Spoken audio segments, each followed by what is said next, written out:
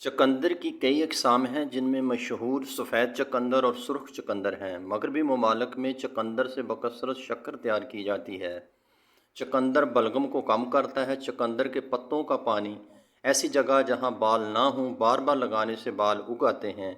یہ بال جھڑنے کی بیماری کو بھی دور کرتا ہے، جلد کو تازگی فراہم کرتا ہے، جلد کو خوبصورت نرم و ملائم بناتا ہے، جسم میں خون کی کمی کو پورا کرتا ہے، جلد کے خلیوں میں ٹوٹ پھوٹ کے عمل کو روکتا ہے۔